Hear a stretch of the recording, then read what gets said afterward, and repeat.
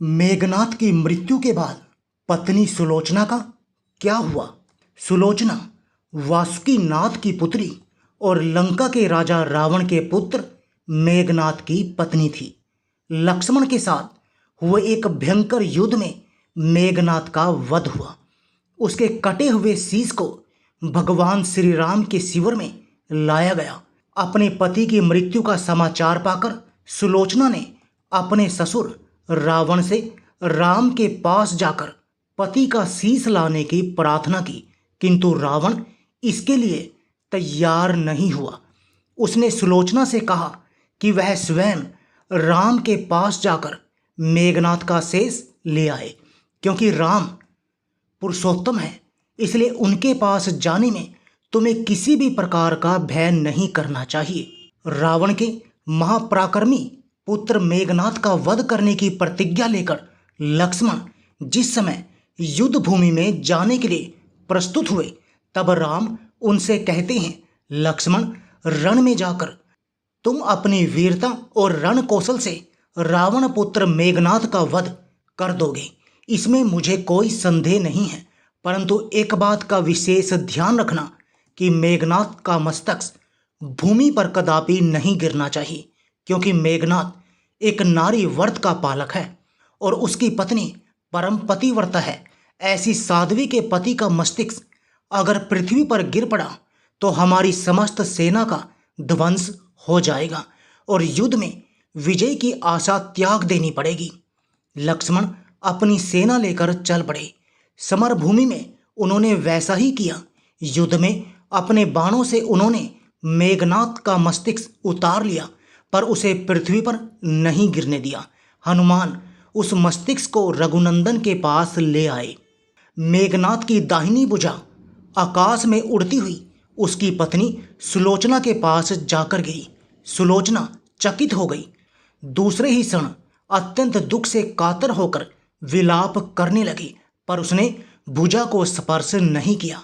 उसने सोचा, संभव है यह भुजा किसी अन्य व्यक्ति की हो। ऐसी दशा में परपुरुष के स्पर्श का दोष मुझे लगेगा। निर्णय करने के लिए उसने भुजा से कहा, यदि तू मेरे स्वामी की भुजा है तो मेरे पतिव्रत की शक्ति से युद्ध का सारा वृत्तांत लिख दे। भुजा में दासी ने लेखनी पकड़ा दी। लेखनी ने लिख दिया, प्राणप्रिय, ये भुजा मेरी ही है। युद्ध भूमि में श्री राम के भाई लक्ष्मण से मेरा युद्ध हुआ। लक्ष्मण ने कई वर्षों से पत्नी, अन्न और निंद्रा छोड़ रखी है। वे तेजस्वी तथा समस्त देवी गुणों से संपन्न हैं। संग्राम में उनके साथ मेरी एक नहीं चली। अंत में उन्हीं के बाणों से युद्ध होने से मेरा प्राणांत हो गया। मेरा शीश श्री राम के पास है। पति की भुजा लिखित पंक्तियां पढ़ते ही सुलोचना व्याकुल हो गई। पुत्र वधु के विलाप को सुनकर लंकापति रावण ने आकर कहा, शोक न कर पुत्री, प्रातः होते ही सहस्त्रों मस्तक मेरे बाणों से कट कट के पृथ्वी पर लौट जाएंगे। मैं रक्त की नदियां बहा दूंगा। करुण चित्कार करती हुई सुलोचना बोली, पर इससे मेरा क्या लाभ होगा? सहस्त्र क्या, करोड़ों शीश भी मेरे स्वामी के शेष के अभाव की पूर्ति नहीं कर सकेंगे। सुलोचना ने निश्चय किया कि उसे अब सती हो जाना चाहिए, किंतु पति का शव तो रामदल में पड़ा हुआ था। फिर वह कैसे सती होती? जब अपने ससुर रावण से उसने अपना अभिप्राय कहकर अपने पति का शव मंगवाने के लिए कहा, तब रावण ने उत्तर दिया, देवी, तुम स्वयं ही रामदल में जाकर अपने पति का शव प्राप्त करो। जिस समाज में बाल ब्रह्मचारी हनुमान, जितेंद्र तथा लक्ष्मण तथा एक पत्नी व्रत भगवान श्री राम विद्यमान हैं, उस समाज में तुम्हें जाने से डरना नहीं चाहिए। मुझे विश्वास है कि इन सतुत्ते महापुरुषों के द्वारा तुम निराश नहीं लौटाई जाओगी। सुलोचना के आने का समाचार सुनते ही श्री राम खड़े हो गए और स्वयं चलकर सुलोचना के पास आए और बोले, देवी, तुम्हारे पति विश्व के अन्यतम योद्धा और पराक्रमी थे। उनमें बहुत से सद्गुण थे, किंतु विधि की लिखी को कौन बदल सकता है? आज तुम्हें इस तरह देखकर मेरे मन में पीड़ा हो रही है। सुलोचना भगवान की स्तुति करने लगी। श्री राम ने उसे बीच में ही टोकते हुए कहा, देवी मुझे लज्जित न करो, पतिव्रता की महिमा अपार है, उसकी शक्ति की तुलना नहीं है। मैं जानता हूं कि तुम परम सती हो, तुम्हारे अस्तित्व से तो विश्व भी थर्राता है। बताओ कि मैं तुम्हारी किस प्रकार सहायता कर सकता हूं। सुलोचना ने अश्रुपूरित नैनों से प्रभु की ओर देखा और बोली कि हे राघवेंद्र, मैं सती होने के लिए अपने पति का मस्तिष्क लेने के लिए यहाँ पर आई हूँ। श्री राम ने शीघ्र ही ससम्मान मेघनाथ का शेष मंगवाया और सुलोचना को दे दिया। पति का छिन्न शीश देखते ही सुलोचना का हृदय अत्यधिक द्रवित हो गया। उसकी आंखें बड़े जोरों से बरसने लगी। रोते रोते उसने पास खड़े लक्ष्मण की ओर देखा और कहा, सुमित्रा नंदन, तुम भूलकर भी गर्व मत करना कि इनका वध आपने किया है। मेरे स्वामी को धराशायी करने की शक्ति विश्व में किसी के पास नहीं थी। ये तो दो पतिव्रता नारियों का भाग्य था। आपकी पत्नी भी पतिव्रता है और मैं भी पति चरणों में अनुरक्ति रखने वाली उनकी अनन्य उपासिका हूँ। पर दुर्भाग्य से मेरे पति एक पतिव्रता नारी का अपहरण करने वाले पिता का अन्न खाते थे और उन्हीं के लिए युद्ध में उतरे थे। इसी से मेरे जीवन धन परलोक सिधारे। सभी योद्धा सुलोचना को राम शिविर में देखकर चकित थे।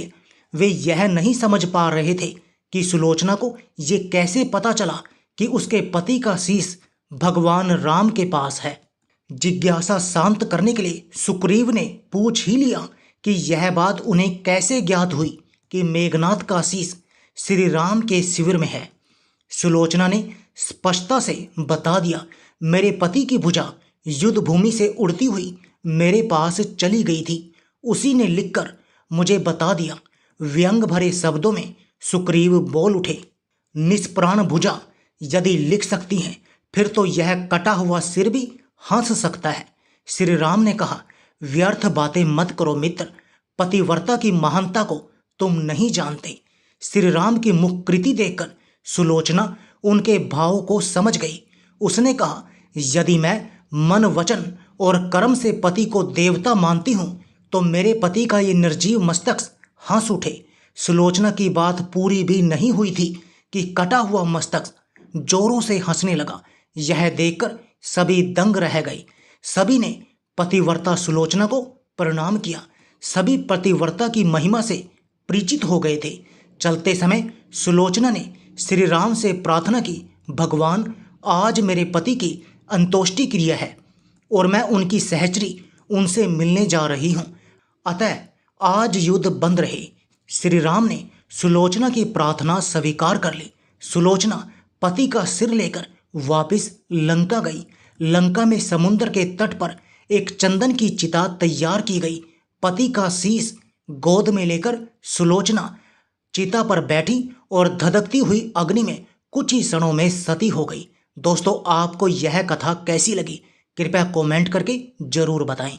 वीडियो पसंद आया हो तो लाइक करें और ऐसी ही और भी बहुत सारी कहानियों, कथाओं एवं जानकारियों को सुनने के लिए चैनल को सब्सक्राइब जरूर करें।